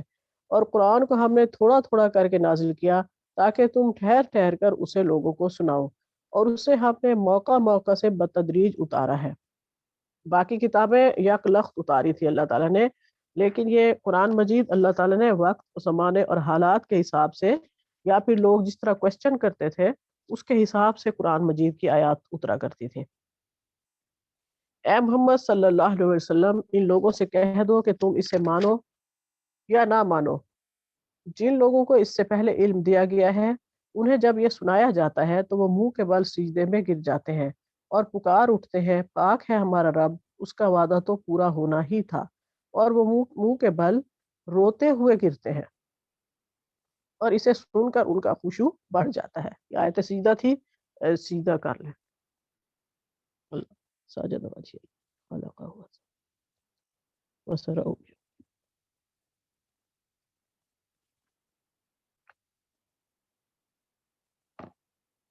یعنی کہ اہل کتاب جو تھے، وہ جو آسمانی کتابوں سے واقف تھے، اس کی تعلیمات سے واقف تھے، وہ قرآن کے انداز کلام سے ہی پہچان لیتے ہیں کہ یہ اللہ کا وہی کلام ہے، یا یہی وہی آخری کتاب ہے جو آنے والی تھی، اور جس کا وعدہ پچھلے انبیاء کے کتابوں میں اور صحیفوں میں کیا گیا تھا۔ یعنی کہ یہ اہل کتاب جو صالحین تھے، ان کا ذکر ہے اس آیت میں، کہ وہ سجدے میں گر جاتے ہیں اور ان کا خشوع بڑھ جاتا ہے۔ اے نبی صلی اللہ علیہ وسلم، ان سے کہو اللہ کہہ کر پکارو یا رحمان کہہ کر، جس نام سے بھی پکارو اس کے لیے سب اچھے ہی نام ہیں۔ یعنی کہ اہل مکہ جو تھے وہ اللہ کے نام سے واقف تھے، لیکن اللہ تعالیٰ کے یہ جو صفاتی نام تھے تو ان سے واقف نہیں تھے۔ اس پر اللہ تعالیٰ نے یہ فرمایا ہے کہ یہ اللہ کا نام رحمان بھی ہے، جو نام بھی کہو سب اچھے نام اللہ ہی کے لیے ہیں۔ اور اپنی نماز نہ بہت بلند آواز سے پڑھو اور نہ بہت پست آواز سے، ان دونوں کے درمیان اوسط درجے کا لہجہ اختیار کرو، اور کہو تعریف ہے اس خدا کے لیے جس نے نہ کسی کو بیٹا بنایا ہے، نہ کوئی بادشاہی میں اس کا شریک ہے۔ یعنی کہ یہ جو ہے نماز کے بارے میں، یہ فرض نماز کی بات نہیں ہو رہی، یہ نفل نماز کی بات ہو رہی ہے جو انسان خود پڑھتے ہیں، کیونکہ فرض نماز تو انسان نے امام کے پیچھے پڑھنی ہے، اور جیسے وہ پڑھائیں گے آپ نے ویسے پڑھنی ہے۔ یہ نفل نماز کی بات ہو رہی ہے کہ نہ تو بہت شور مچا کے پڑھو کہ دوسرے لوگ پریشان ہو، اور نہ ہی اتنی آہستہ پڑھو کہ خود بھی نہ سن سکو۔ تو یہ درمیانہ آواز سے نماز پڑھنے کا حکم ہے جب آپ کہیں اکیلے میں نماز پڑھ رہے ہیں. اور یہ حکم مکہ میں بھی ہوا تھا کہ نہ اتنے زور سے نماز پڑھو کہ کفار سن کر اکٹھے ہو جائیں اور پھر شور مچائیں یا گالیاں دیں، یا وہ قرآن سنتے تھے تو شور مچاتے تھے. اور نہ ہی اس قدر آہستہ پڑھو کہ تمہارے اپنے ساتھی بھی نہ سن سکیں. یہ حکم صرف انہی حالات کے لیے تھا. مدینہ میں جب حالات بدل گئے تو یہ حکم باقی نہ رہا. البتہ جب کبھی مسلمانوں کو مکہ کے سے حالات کا دوچار ہونا پڑا تو پھر وہ اس ہدایت پر عمل کریں گے. اللہ کے ساتھ اس خدا کے لیے جسے نہ کسی کو بیٹا بنایا اور نہ کوئی بادشاہی میں اس کا شریک ہے، اور نہ وہ عاجز ہے کہ کوئی اس کا پشتبان ہو یعنی کہ مددگار ہو یا دوست ہو. اور اس کی بڑائی بیان کرو، کمال درجے کی بڑائی، یعنی کہ اللہ تعالیٰ کو اپنے ساتھ کسی مددگار کی حاجت نہیں ہے. وہ اپنی خدائی کا بار خود سنبھال سکتا ہے. وہ عاجز نہیں ہے کہ اس کو کوئی دوست یا مددگار چاہیے ہو. وما علینا الا البلاغ. بے شک. دوسری تفسیر. اعوذ باللہ من الشیطان الرجیم. بسم اللہ الرحمن الرحیم. یہ سورہ کہف ہے، 18ویں قرآن کی 18ویں سورت. یہ مکے کے تیسرے دور کی یہ سورت ہے. یہ حضور صلی اللہ علیہ وسلم کا ارشاد ہے کہ یہ سورت کے پڑھنے والا جو ہے ایک طرح سے نور ہے. یہ سورت یا ایک جمعے کو پڑھنے کی خاص تاکید آئی ہے، اور ایک جمعہ سے دوسرے جمعہ کے درمیان جو بھی انسان کی چھوٹی موٹی غلطیاں ہیں اللہ تعالیٰ اس سورت کی برکت سے اسے معاف کر دیتا ہے. تو اس کا پڑھنا بہت بہت ہی افضل ہے جمعہ کے دن. یہ سورہ کہف میں اللہ تعالیٰ نے بعض مومن نوجوانوں کا ذکر کیا ہے جو وقت کے بے بادشاہ کے شر اور فتنے سے بچنے کے لیے یہ غار میں پناہ گزین ہو گئے تھے. اللہ تعالیٰ نے اپنی قدرت کاملہ کے اظہار کے لیے انہیں 309 برس کے لیے سلا دیا، اور جب وہ بیدار ہوئے تو آپس میں بات چیت کرنے لگے کہ ہم کتنا سوئے ہوں گے. تو ان کا خیال تھا کہ ایک دن یا اس کا کچھ حصہ سوئے ہوں گے. اللہ تعالیٰ نے قرآن مجید میں ایسے واقعات بیان کر کے در حقیقت توجہ آخرت کی طرف مبذول کروائی ہے. جو کہ اللہ 309 برس سلا کر بیدار کر سکتا ہے، کیا وہ قبروں سے مردوں کو برآمد نہیں کر سکتا؟ بسم اللہ الرحمن الرحیم. الحمد للہ الذی انزل علی عبدہ الکتاب ولم یجعل لہ عوجا. اللہ کے نام سے جو بے انتہا مہربان اور رحم فرمانے والا ہے. تعریف اللہ کے لیے ہے جس نے اپنے بندے پر یہ کتاب نازل کی اور اس میں کوئی ٹیڑھ نہ رکھی. ٹھیک ٹھیک سیدھی بات کہنے والی کتاب، تاکہ وہ لوگوں کو خدا کے سخت عذاب سے خبردار کر دے اور ایمان لا کر نیک عمل کرنے والوں کو خوشخبری دے دے کہ ان کے لیے اچھا اجر ہے جس میں وہ ہمیشہ رہیں گے، اور ان لوگوں کو ڈرا دے جو کہتے ہیں کہ اللہ نے کسی کو بیٹا بنایا ہے. اس بات کا نہ انہیں کوئی علم ہے اور نہ ان کے باپ دادا کو تھا. بڑی بات ہے جو ان کے منہ سے نکلتی ہے، وہ محض جھوٹ بکتے ہیں. اچھا تو اے محمد صلی اللہ علیہ وسلم، شاید تم ان کے پیچھے غم کے مارے اپنی جان کھو دینے والے ہو اگر یہ اس تعلیم پر ایمان نہ لائے. واقعہ یہ ہے کہ یہ جو کچھ سر و سامان بھی زمین پر ہے، اس کو ہم نے زمین کی زینت بنایا ہے تاکہ ان لوگوں کو آزمائیں ان میں سے کون بہتر عمل کرنے والا ہے. آخر کار اس سب کو ہم ایک چٹیل میدان بنا دینے والے ہیں. تو اللہ تعالیٰ حضور صلی اللہ علیہ وسلم کو کہہ رہے ہیں کہ تم ان کے پیچھے غم کے مارے اپنی جان کیوں کھو رہے ہو؟ یہ ایمان نہ لانے والے ہیں. یہ کفار مکہ جو ہے یہ ان کو بہت زیادہ تکالیف بھی دیتے تھے، اور یہ حضور صلی اللہ علیہ وسلم ان کے پیچھے شاید غم کے مارے اپنی جان کھونے والے تھے. تو حضور صلی اللہ علیہ وسلم کو اللہ تعالیٰ یہ کہہ رہے ہیں کہ ان کے پیچھے کوئی وہ نہیں کرو، بس جو تمہارے سامنے آیا ہے اس کو بس ان کے سامنے سنا دو. کیا تم سمجھتے ہو کہ غار اور کتبے والے ہماری کوئی بڑی عجیب نشانیوں میں سے تھے؟ یہ ان کے ایک سوال کے جواب میں تھا کفار مکہ کے، کہ وہ پوچھ رہے تھے کہ یہ کون ہے، اصحاب کہف کون ہے، اور خضر علیہ السلام کون ہے، اور یا پھر ذوالقرنین کون ہے. ان تینوں کے یہ سوال کے جواب میں یہ سورت اللہ تعالیٰ نے نازل فرمائی. یعنی وہ نوجوان جو اپنا ایمان بچانے کے لیے غار میں پناہ گزین ہوئے تھے اور جن کے غار پر بعد میں یادگاری کتبہ بنا دیا گیا تھا۔ جب وہ چند نوجوان غار میں پناہ گزین ہوئے اور انہوں نے کہا اے پروردگار ہم کو اپنی خاص رحمت سے نواز اور ہمارے معاملات درست کر دے، تو ہم نے انہیں اسی غار میں تھپک کر سال ہا سال کے لیے گہری نیند سلا دیا۔ پھر ہم نے انہیں اٹھایا تاکہ دیکھیں ان کے دو گروہوں میں سے کون اپنی مدت قیام کا ٹھیک شمار کرتا ہے۔ ہم ان کا اصل قصہ تمہیں سناتے ہیں۔ وہ چند نوجوان تھے جو اپنے رب پر ایمان لائے تھے اور ہم نے ان کو ہدایت میں ترقی بخشی تھی۔ ہم نے ان کے دل اس وقت مضبوط کر دیے جب وہ اٹھے اور انہوں نے اعلان کر دیا کہ ہمارا رب تو بس وہی ہے جو آسمانوں اور زمین کا رب ہے، ہم اسے چھوڑ کر کسی دوسرے معبود کو نہ پکاریں گے۔ اگر ہم ایسا کریں تو بالکل بیجا بات کریں گے۔ پھر انہوں نے آپس میں ایک دوسرے سے کہا یہ ہماری قوم تو رب کائنات کو چھوڑ کر دوسرے خدا بنا بیٹھی ہے، یہ لوگ ان کے معبود ہونے پر کوئی واضح دلیل کیوں نہیں لاتے؟ آخر اس شخص سے بڑا ظالم اور کون ہو سکتا ہے جو اللہ پر جھوٹ باندھے؟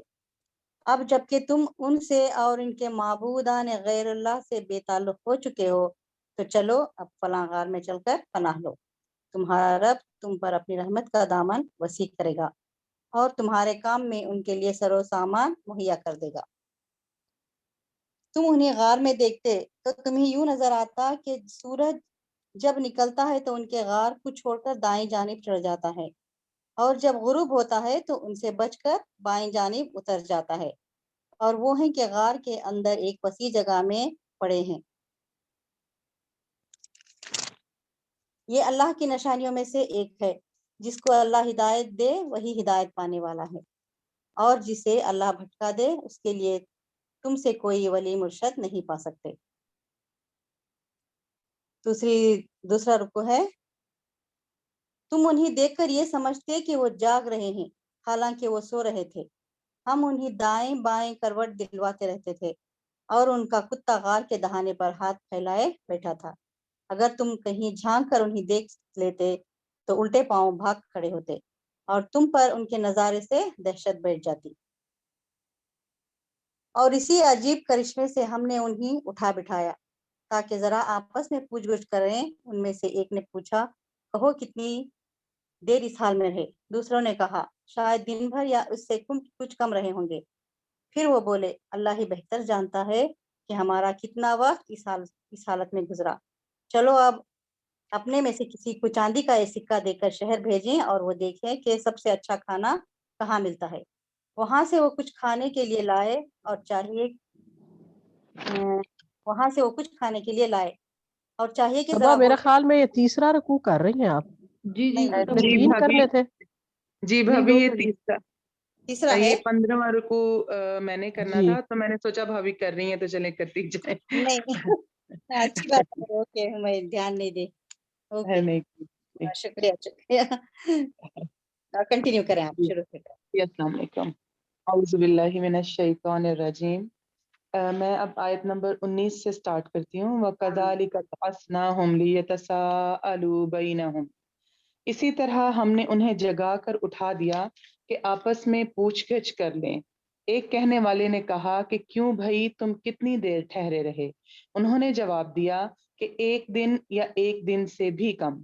کہنے لگے کہ تمہارے ٹھہرے رہنے کا بخوبی علم اللہ ہی کو ہے۔ اب تو تم اپنے میں سے کسی کو اپنے یہ چاندی کے سکے دے کر شہر بھیجو، وہ خوب دیکھ بھال لے کہ شہر کا کون سا کھانا پاکیزہ تر ہے، پھر اسی میں سے تمہارے کھانے کے لیے لے آئے، اور وہ بہت احتیاط اور نرمی برتے اور کسی کو تمہاری خبر نہ ہونے دے۔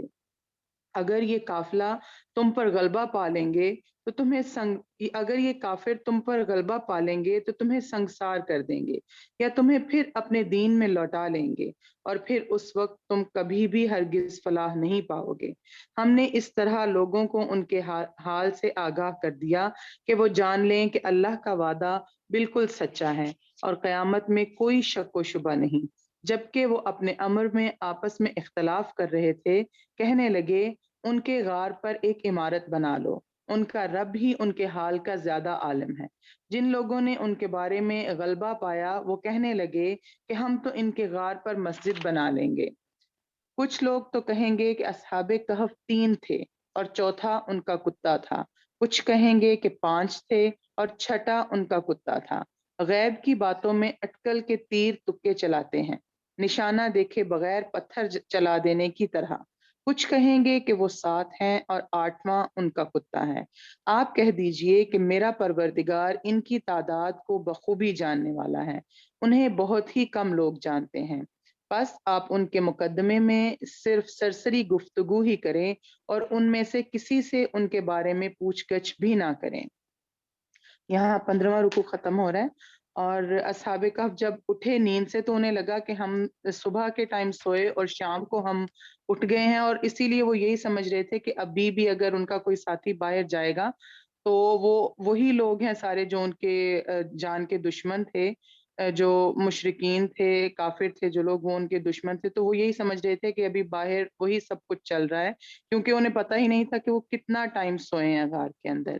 اس لیے وہ اپنے ساتھی سے کہہ رہے تھے جس کو باہر کچھ کھانے پینے کے لیے بھیجنے والے تھے، تو اس سے یہ کہہ رہے تھے کہ باہر جا کے ذرا احتیاط سے رہنا اور ذرا نرمی برتنا، کہ لوگوں کو پتہ نہ چلے کہ ہم کہاں پہ ہیں اور ہم کون ہیں، اور اگر انہوں نے ہم پہ غلبہ پا لیا تو پھر وہ ہمیں مار دیں گے، اور یا یہ بھی کر سکتے ہیں کہ ہمیں واپس اسی دین میں لوٹا لیں کہ جس میں ناکامی ہی ناکامی ہے اور گمراہی ہے اس میں۔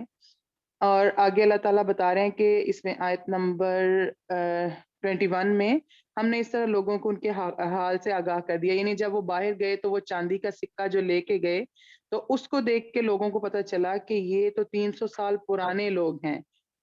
یعنی ان کو انہوں نے پوچھا کہ تم کہاں سے آئے ہو، تو انہوں نے کہا کہ ہم تو مطلب کہ میں ابھی آج کے دور کے ہی ہیں، یعنی انہیں تو پتہ ہی نہیں تھا کہ ہم اتنا ٹائم سوئے رہے ہیں، تو یہ لوگ تو ہماری یہ اس سکے سے ہی ہمیں پہچان لیں گے۔ پھر آگے وہ لوگ جب ان کے اس ساتھی کے ساتھ ان تک پہنچے تو پھر وہاں پہنچ کر ان کو جب وہ سارا کچھ جو ہے وہ پتہ چلا، ان کے حالات کا پتہ چلا، اللہ تعالیٰ نے دوبارہ سے ان کو پھر وہاں فوت کر دیا تھا ان کو، جو اصحاب کہف تھے۔ ایسے ہی ہے نا بھابھی؟ اگر کچھ میں غلط بتا رہی ہوں جی تو جی، تھوڑا جب وہ جاگے اور وہ گئے نا چیز لینے، جی اس وقت تک کرسچینٹی وہاں ڈیولپ ہو چکی تھی، یعنی کہ جی شرک ختم ہو گیا ہوا تھا، جی تو وہ پھر ان کے پاس آئے اور تھوڑے پھر یہ دوبارہ فوت ہو گئے، بس اللہ تعالیٰ نے ایک نشانی کے طور پہ انہیں دوبارہ زندہ کیا تھا۔ زندگی جی۔ نیکسٹ رکوع ہے وَلَا تَقُولَنَّ لِشَيْءٍ إِنِّي فَاعِلٌ ذَلِكَ غَدًا، اور ہرگز ہرگز کسی کام پر یوں نہ کہنا کہ میں اسے کل کروں گا، مگر ساتھ ہی انشاءاللہ کہہ لینا، اور جب بھی بھولے اپنے پروردگار کی یاد کر لیا کرنا، اور کہتے رہنا کہ مجھے پوری امید ہے کہ میرا رب مجھے اس سے بھی زیادہ ہدایت کے قریب کی بات کی رہنمائی کرے گا۔ یہاں اس آیت میں آیت نمبر 24 میں بتایا گیا ہے کہ جب یہودیوں نے نبی صلی اللہ علیہ وآلہ وسلم سے 3 باتیں پوچھی تھیں، روح کی حقیقت کیا ہے اور اصحاب کہف اور ذوالقرنین کون تھے، تو کہتے ہیں کہ یہی سوالات اس سورت کے نزول کا سبب بنے۔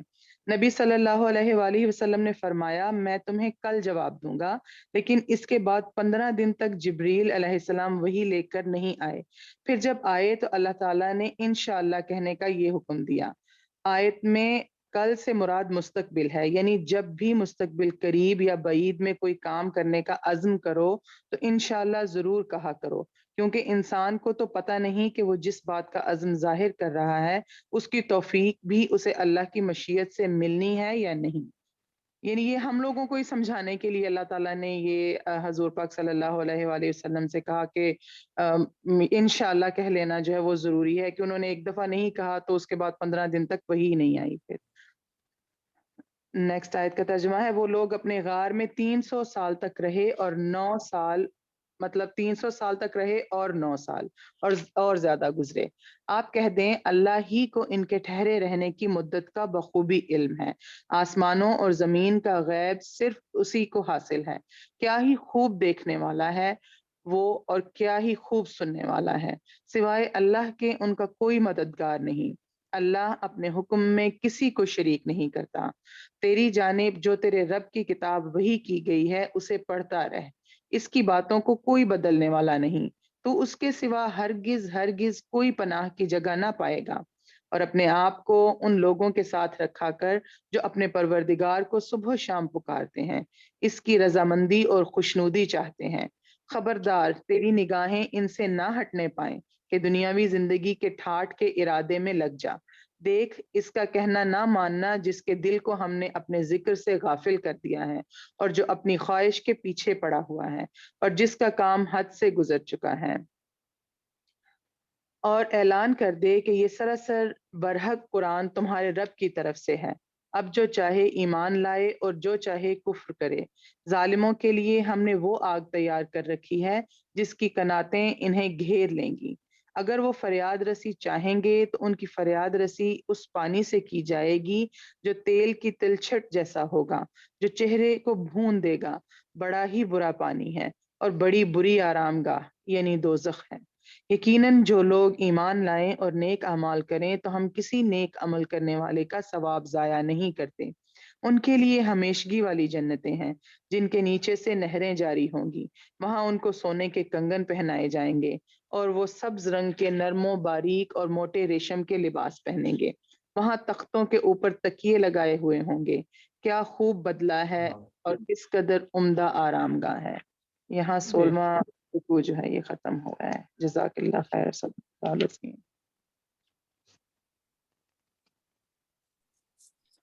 أعوذ بالله من الشيطان الرجيم واضرب لهم مثل الرجلين جعلنا لأحدهما جنتين من أعناب وحففناهما بنخل وجعلنا بينهما زرعا۔ اے محمد صلی اللہ علیہ وآلہ وسلم ان کے سامنے ایک مثال پیش کر دو۔ دو شخص تھے، ان میں سے ایک کو ہم نے انگور کے 2 باغ دیے اور ان کے گرد کھجور کے درختوں کی باڑ لگائی اور ان کے درمیان کاشت کی زمین رکھی۔ دونوں باغ خوب پھلے پھولے اور بار آور ہونے میں انہوں نے ذرا سی کسر بھی نہ چھوڑی۔ ان باغوں کے اندر ہم نے ایک نہر جاری کر دی اور اسے خوب نفع حاصل ہوا۔ یہ کچھ پا کر ایک دن وہ اپنے ہمسائے سے بات کرتے ہوئے بولا، میں تجھ سے زیادہ مالدار ہوں اور تجھ سے زیادہ طاقتور نفری رکھتا ہوں۔ پھر وہ اپنی جنت میں داخل ہوا، اپنی جنت مطلب اپنے اس باغ میں جو کہ بہت پھلا پھولا ہوا تھا، اور اپنے نفس کے حق میں ظالم بن کر کہنے لگا، میں نہیں سمجھتا کہ یہ دولت کبھی فنا ہو جائے گی اور مجھے توقع نہیں کہ قیامت کی گھڑی کبھی آئے گی۔ تاہم اگر کبھی مجھے اپنے رب کے حضور پلٹایا بھی گیا تو ضرور اس سے بھی زیادہ شاندار جگہ پاؤں گا۔ مطلب وہ دنیا میں اتنی اچھی اپنی دیکھ کے باغات دیکھ کے اور اپنی عیش و عشرت دیکھ کے وہ یہی سمجھ رہا تھا، میں اللہ کے نزدیک اتنا پسندیدہ ہوں کہ دنیا میں اللہ نے مجھے اتنا نوازا ہے تو ڈیفینیٹلی آخرت میں بھی وہ مجھے اچھی جگہ ہی رکھے گا۔ اس کے ہمسائے نے گفتگو کرتے ہوئے اس سے کہا، کیا تو کفر کرتا ہے اس ذات سے جس نے تجھے مٹی سے اور پھر نطفے سے پیدا کیا اور تجھے ایک پورا آدمی بنا کھڑا کیا؟ کیا تو کفر کرتا ہے مطلب حالانکہ اس نے اللہ کی ذات سے انکار نہیں کیا تھا، لیکن چونکہ اس نے تکبر کیا اور فخر و غرور کیا، آخرت کا انکار بھی کیا، تو اس لیے وہ بھی اللہ سے کفر کے زمرے میں ہی آتی ہیں یہ ساری چیزیں۔ رہا میں تو میرا رب تو وہی اللہ ہے اور میں اس کے ساتھ کسی کو شریک نہیں کرتا۔ اور جب تو اپنی جنت میں داخل ہو رہا تھا تو اس وقت تیری زبان سے یہ کیوں نہ نکلا کہ ماشاء اللہ لا قوت الا باللہ؟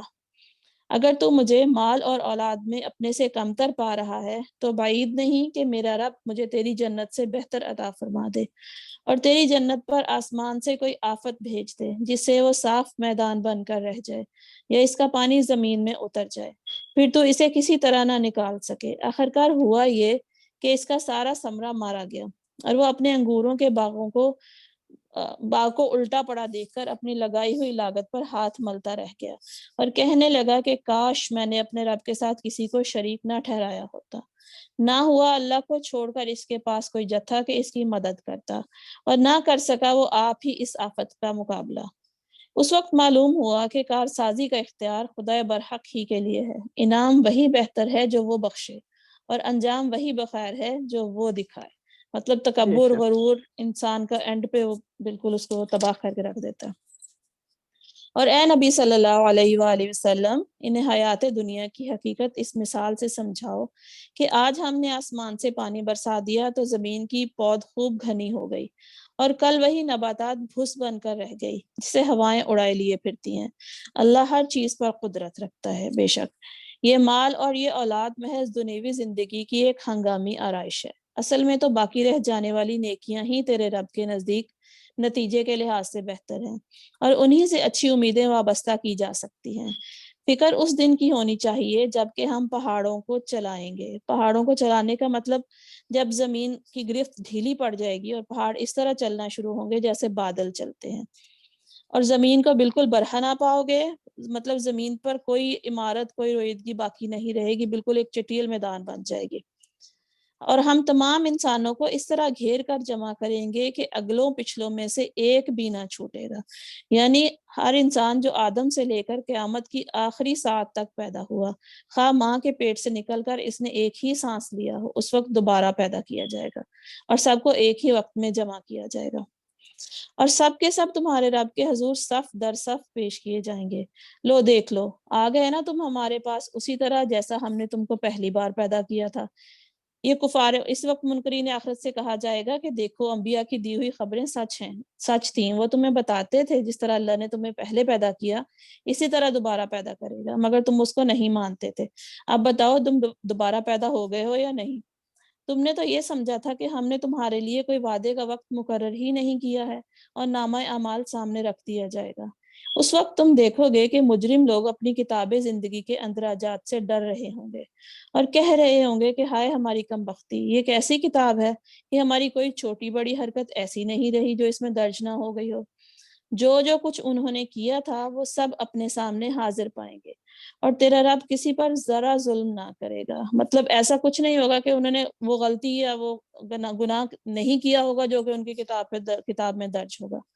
کسی نے کوئی جرم نہ کیا اور وہ خواہ اس کے نامہ اعمال میں لکھ دیا جائے، اور نہ یہی ہوگا کہ آدمی کو اس کے جرم سے بڑھ کر سزا دی جائے یا بے گناہ پکڑ کر سزا دے ڈالی جائے۔ صدق اللہ علیہ وسلم۔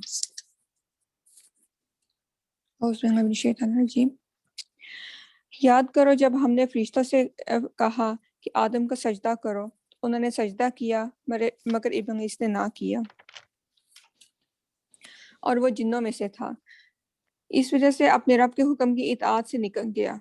یہاں پہ جو جنوں سے مراد ہے کہ یعنی حکم تو فرشتوں کو دیا گیا تھا۔ ایک تو اس بات کی وضاحت کی گئی ہے کہ جو ابلیس تھا وہ کوئی فرشتہ نہیں تھا، وہ ایک جن تھا، وہ آگ سے پیدا کیا گیا تھا، اور یہاں یہ جو حکم دیا گیا تھا یہ فرشتوں کو دیا گیا تھا کہ آپ انسان کو سجدہ کریں، حضرت آدم کو سجدہ کریں۔ تو پھر ایسی کیا بات ہوئی کہ یعنی ابلیس کو، وہ تو جن تھا، اس کے اوپر تو یہ حکم نہیں آتا تھا کہ اس کو بھی سجدے کا انکار کیا اور اس کو اتنی بڑی اس کو سزا دی گئی۔ اس سے یہ پتہ چلتا ہے کہ فرشتوں کے ساتھ ساتھ جتنی بھی اس دنیا میں جتنی بھی اس مخلوقات تھیں ان سب کو سجدے کا حکم دیا گیا تھا، جتنی بھی جو کچھ موجود تھا اس ٹائم، اور سب نے سجدہ کیا مگر اس نے انکار کیا تھا، اس وجہ سے اس کو سزا دی گئی تھی۔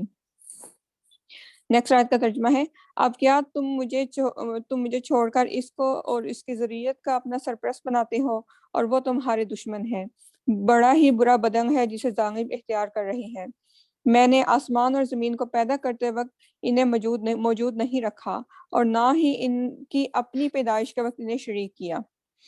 یہاں پہ اللہ تعالیٰ وضاحت فرما رہے ہیں کہ یعنی یہ جو جن کو دنیا میں انسان معبود بناتے ہیں شیطان کی، اور جو شریک بناتے ہیں، کہ انہوں نے نہ تو کوئی چیز پیدائش کی، یعنی انہوں نے کسی چیز کو پیدا نہیں کیا، نہ ہی زمین اور آسمان کو بنانے میں ان کا کوئی ہاتھ ہے، اور نہ ہی ان کی اپنی پیدائش، نہ ہی جنوں اور انسانوں کی جو گمراہ کن ہے اور جو معبود بنے پھرتے ہیں، انہوں نے ایون اپنی پیدائش میں بھی ان کا کوئی ہاتھ نہیں ہے۔ تو جو خود کو نہیں، یعنی دنیا کی کوئی چیز پیدا نہیں کر سکتا، بنا نہیں سکتا، تو وہ کیسے معبود ہو سکتا ہے؟ معبود تو وہ ہونا چاہیے جس نے پوری دنیا اور کائنات کو پیدا کیا ہے۔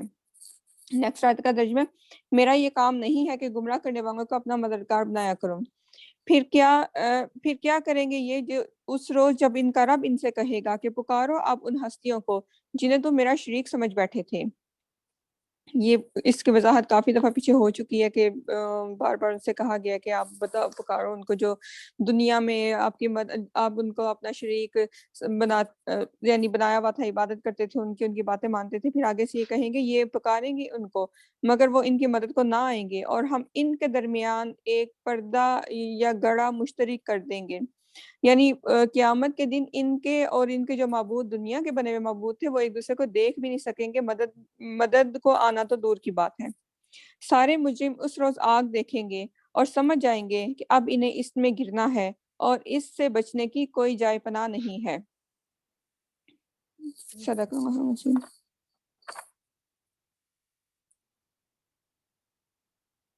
بس نادیہ ہے. نادیہ بھابی.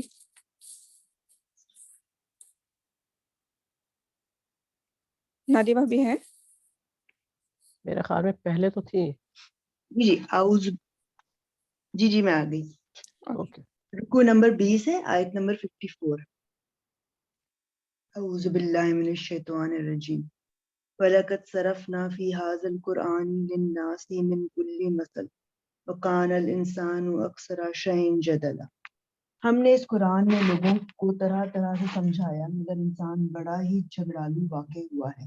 ان کے سامنے جب ہدایت آئی تو اسے ماننے اور اپنے رب کے حضور معافی چاہنے سے آخر ان کو کس چیز نے روک دیا؟ اور کچھ نہیں کہ وہ منتظر ہیں کہ ان کے ساتھ بھی وہی کچھ ہو جو کچھ پچھلی قوموں کے ساتھ ہو چکا ہے، یا یہ کہ وہ عذاب کو سامنے آتے دیکھ لیں. یہاں پہ ہے کہ اب وہ کیا چیز ہے جو انہیں قبول حق میں مانے ہو رہی ہے؟ صرف یہ کہ انہیں عذاب کا انتظار ہے. جوتے کھائے بغیر سیدھے نہیں ہونا چاہتے شاید وہ. آیت نمبر 56. رسولوں کو ہم اس کام کے سوا اور کسی غرض کے لیے نہیں بھیجتے کہ وہ بشارت اور تنبیہ کی خدمت انجام دیں، مگر کافروں کا حال یہ ہے کہ وہ باطل کے ہتھیار لے کر حق کو نیچا دکھانے کی کوشش کرتے ہیں، اور انہوں نے میری آیات کو اور ان تنبیہات کو جو انہیں کی گئی مذاق بنا لیا ہے. یہاں یہ کہ ایک یہ ہے کہ رسولوں کو ہم اسی لیے بھیجتے ہیں کہ فیصلے کا وقت آنے سے پہلے لوگوں کو فرمانبرداری کے اچھے اور نافرمانی کے برے انجام سے خبردار کر دیں. اور دوسرا مطلب یہ ہے کہ اگر ان کو عذاب ہی دیکھنا منظور ہے تو پیغمبر سے اس کا مطالبہ نہ کریں، کیونکہ پیغمبر عذاب دینے کے لیے نہیں بلکہ عذاب سے پہلے صرف خبردار کرنے کے لیے بھیجے جاتے ہیں. آیت نمبر 57. اور اس شخص سے بڑھ کر ظالم اور کون ہے جسے اس کے رب کی آیات سنا کر نصیحت کی جائے اور وہ ان سے منہ پھیرے اور اس برے انجام کو بھول جائے جس کا سر و سامان اس نے اپنے لیے خود اپنے ہاتھوں کیا ہے. جن لوگوں نے یہ روش اختیار کی ہے ان کے دلوں پر ہم نے غلاف چڑھا دیے ہیں جو انہیں قرآن کی بات نہیں سمجھنے دیتے، اور ان کے کانوں میں ہم نے گرانی پیدا کر دی. تم انہیں ہدایت کی طرف کتنا ہی بلاؤ اس کی حالت میں کبھی ہدایت نہ پائیں. تیرا رب بڑا درگزر کرنے والا اور رحیم ہے. ان کے کرتوتوں پر انہیں پکڑنا چاہتا تو جلد ہی عذاب بھیج دیتا، مگر ان کے لیے وعدے کا ایک وقت مقرر ہے اور اس سے بچ کر بھاگ نکلنے کی یہ کوئی راہ نہ پائیں گے. یہاں بتا رہے ہیں کہ اللہ تعالیٰ اس کی شان رحیمی کا تقاضا یہ ہے کہ مجرموں کو پکڑنے میں وہ جلد بازی سے کام نہیں لیتا اور مدتوں ان کو سنبھلنے کا موقع دیتا ہے، مگر سخت نادان ہیں وہ لوگ جو اس ڈھیل کو غلط معنی میں لیتے ہیں اور یہ گمان کرتے ہیں کہ وہ خواب کچھ ہی کرتے رہیں، ان سے کبھی باز پرس ہوگی ہی نہیں. آیت نمبر 59 ہے. یہ عذاب رسیدہ بستیاں تمہارے سامنے موجود ہیں، انہوں نے جب ظلم کیا تو ہم نے انہیں ہلاک کر دیا اور ان میں سے ہر ایک کی ہلاکت کے لیے ہم نے وقت مقرر کر رکھا تھا. یہ جو بستیوں کا ادھر اشارہ کیا گیا یہ قوم سبا، ثمود اور مدین اور قوم لوط کی طرف ہے کہ ان کے اجڑے دیاروں کی طرف جنہیں قریش کے لوگ اپنے تجارتی سفروں میں آتے جاتے دیکھا کرتے تھے اور جن سے عرب کے دوسرے لوگ بھی خوب واقف تھے. نیکسٹ رکوع ہے. اس کے تھوڑا بیک گراؤنڈ پہلے بتا دیتی ہوں. حضرت موسیٰ کا واقعہ یہاں پر بیان کیا گیا ہے. تفسیر میں ہے کہ حضرت موسیٰ کو یہ واقعہ کب اور کہاں پیش آیا اس کی کوئی تصریح قرآن نے نہیں کی ہے. حدیث میں ایک روایت ہمیں ضرور ملتی ہے جس میں وہ ابن عباس کا یہ قول نقل کرتے ہیں کہ یہ واقعہ اس وقت پیش آیا تھا جب فرعون کی ہلاکت کے بعد حضرت موسیٰ علیہ السلام نے مصر میں اپنی قوم کو آباد کیا. لیکن ابن عباس سے جو قومی روایات بخاری اور دوسری کتب حدیثوں میں منقول ہیں وہ اس بیان کی تائید نہیں کرتی اور نہ کسی دوسرے ذریعے سے بھی یہ ثابت ہوا ہے۔ البتہ ہم خود اس قصے کی تفصیلات پر غور کرتے ہیں تو دو باتیں سمجھ میں آتی ہیں۔ ایک یہ ہے کہ حضرت موسیٰ کو ان کی نبوت کی ابتدائی دور میں کرائے گئے ہوں گے، کیونکہ آغاز نبوت میں ہی انبیاء علیہ السلام کو اس طرح کی تعلیم و تربیت درکار ہوا کرتی ہے۔ دوسرا یہ کہ حضرت موسیٰ کو ان مشاہدات کی ضرورت اس زمانے میں پیش آئی ہوگی جبکہ بنی اسرائیل کو بھی اسی طرح کے حالات سے سابقہ پیش آ رہا تھا جن سے مسلمان مکہ معظمہ میں دوچار تھے۔ ان دو وجوہ سے ہمارا قیاس ہے کہ اس واقعے کا تعلق اس دور سے ہے جبکہ مصر میں بنی اسرائیل پر فرعون کے مظالم کا سلسلہ جاری تھا اور سرداران قریش کی طرف فرعون اور اس کے درباری کے عذاب میں تاخیر دیکھ کر یہ بات سمجھ رہے تھے کہ اوپر کوئی نہیں ہے جو اس سے باز پرس کرنے والا ہو، اور مکے کے مظلوم مسلمانوں کی طرح مصر کے مظلوم مسلمان بھی بے چین ہو کر پوچھ رہے تھے کہ خدایا ان ظالموں پر انعامات کی اور ہم پر مصائب کی یہ بارش کب تک؟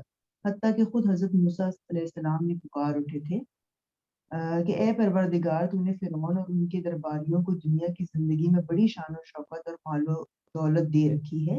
اے پروردگار، کیا اس کے لیے یہ ہے کہ وہ دنیا کو تیرے راستے سے بھٹکا دیں؟ اگر یہ قیاس درست ہے تو غالباً یہ حضرت موسیٰ کا یہ سفر سوڈان کی جانب تھا اور مجمع البحرین سے مراد وہ مقام ہے جہاں موجودہ شہر خرطوم کے قریب دریائے نیل کی دو بڑی شاخیں ملتی ہیں۔ بائبل اس واقعے کے بارے میں بالکل خاموش ہے، البتہ تلمود میں اس کا ذکر موجود ہے، مگر وہ اسے حضرت موسیٰ کے بجائے حضرت الیاس کے ساتھ جو ہے اس کا کریکشن کرتے ہیں، جو دنیا سے زندہ اٹھائے جانے کے بعد فرشتوں میں شامل کر لیے گئے ہیں اور دنیا کے انتظام کا تمام۔ اب میں سٹارٹ کرتی ہوں۔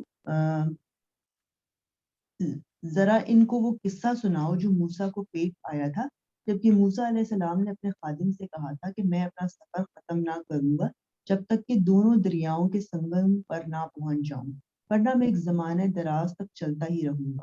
بس جب وہ ان کے سنگم پر پہنچے تو اپنی مچھلی سے غافل ہو گئے اور وہ نکل کر اس طرح دریا میں چلی گئی جیسے کوئی سرنگ لگی ہو۔